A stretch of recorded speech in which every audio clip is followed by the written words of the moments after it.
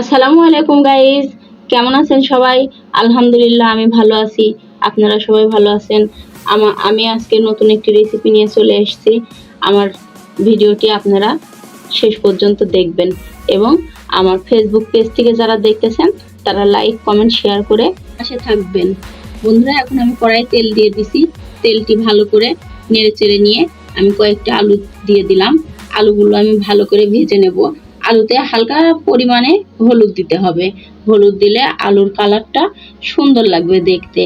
আমি আলুটি সুন্দর করে ভেজে নেব, উল্টিয়ে পাল্টিয়ে সুন্দর করে ভেজে নেব। হ্যাঁ বন্ধুরা, আপনারা যারা ফেসবুক পেজ থেকে দেখতেছেন তারা লাইক কমেন্ট শেয়ার করে আমার পাশে থাকবেন এবং ভিডিওটি শেষ পর্যন্ত দেখবেন এবং আমাকে কমেন্ট বক্সে জানাবেন যে আমার ভিডিওটি কেমন হলো। আমি আলুগুলো তুলে নিয়েছি। এখন আমি পেঁয়াজ কুচি দিলাম। পেঁয়াজ কুচি দিয়ে ভালো করে নেড়ে চেড়ে নেব। পেঁয়াজটা যতক্ষণ বাদামি কালার না হবে ততক্ষণ আমি ভাজতে থাকবো।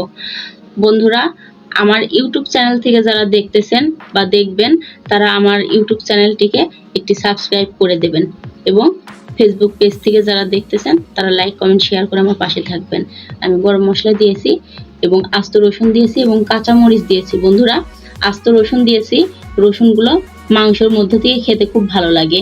আমি পরিমাণ মতো লবণ দিয়ে দেব, পরিমাণ মতো মরিচের গুঁড়ো দিয়ে দেব এবং পরিমাণ মতো হলুদের গুঁড়ো দিয়ে দেব। দিয়ে এখন আদা বাটা, জিরা বাটা, রসুন বাটা আমি দিয়ে দিলাম। দিয়ে এখন মশলাটি ভালো করে কষিয়ে নেব হালকা পানি দিয়ে। মশলাটি সুন্দর করে কষিয়ে নিতে হবে। মশলা যত কষানো ভালো হয় মাংসের স্বাদ ততটাই ভালো হয়। আমি এখন ঢাকনা চাপা দিয়ে ঢেকে দিয়ে কিছুক্ষণ পরে আবার ঢাকনা তুলে নেড়ে চেড়ে নিচ্ছি। মশলাটি আমার কষানো প্রায় হয়ে গেছে। বন্ধুরা, আপনারা আমার ভিডিওটি শেষ পর্যন্ত দেখবেন এবং লাইক কমেন্ট শেয়ার করে আমার পাশে থাকবেন। আমার মশলাটি কষানো শেষ হয়ে আসতেছে, সুন্দর ফ্লেভার আসছে এখন। হ্যাঁ বন্ধুরা, আমি হাঁসের মাংস আগেই কেটে ধুয়ে রেখে দিয়েছিলাম। এখন মাংসটি দিয়ে দিলাম। মাংসটি সম্পূর্ণ দেওয়া শেষ। এখন আমি আবার নাড়াচাড়া করব। মশলাগুলো যতক্ষণ মাংসের গায়ে ভালো করে লেগে না যাবে ততক্ষণ পর্যন্ত আমি নাড়াচাড়া করতে থাকব। নাড়াচাড়া করব এবং মাংসটি সুন্দর একটা কালার আসবে। হ্যাঁ বন্ধুরা, সুন্দর করে মাংসটি নেড়েচেড়ে এক জায়গায় করে ঢাকনা চাপা দিলাম। কিছুক্ষণ পরে ঢাকনা তুলে আবার মাংসটি নাড়াচাড়া করব। মাংসটি সেদ্ধ হওয়ার কাছাকাছি চলে এসছে। হ্যাঁ, আবার ঢাকনা চাপা দিয়ে ঢাকনাটি তুলে নিয়ে আমার মাংস কষানো প্রায় শেষের দিকে হয়ে আসতেছে। ভালো করে নাড়াচাড়া করব। ঢাকনাটি আবার দিয়ে দিলাম এবং তুলে আবার মাংসটি নাড়াচাড়া করব।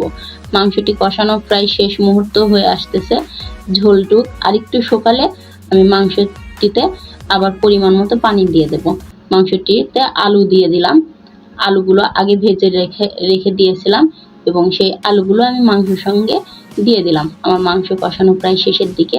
আলু দিয়ে ভালো করে নেড়ে চেড়ে নিলাম এবং পানি দিয়ে দেব। পরিমাণ মতো পানি দিয়ে দেব। দিয়ে ভালো করে নেড়ে চেড়ে আমি মাংসটি সুন্দর করে নেড়ে চেড়ে রাখবো এবং তাতে আমি ঢাকনা চাপা দিলাম এবং কিছুক্ষণ পরে ঢাকনাটি তুলে আমার মাংসটি এখন হয়ে গেছে। আমি এখন জিরা গুঁড়া দিয়ে দেব। আমার জিরা গুঁড়া আগেই করা ছিল, গরম মশলা জিরা দিয়ে একসঙ্গে আমার ফাঁকি করা ছিল। আমি সেটা দিয়ে দিলাম এবং মাংসটি ঢেলে ফেলবো। আমার মাংসটি পুরোপুরি কমপ্লিট। আমার ভিডিওটি যদি ভালো লাগে আপনারা আমার ভিডিওটিতে লাইক কমেন্ট শেয়ার করবেন।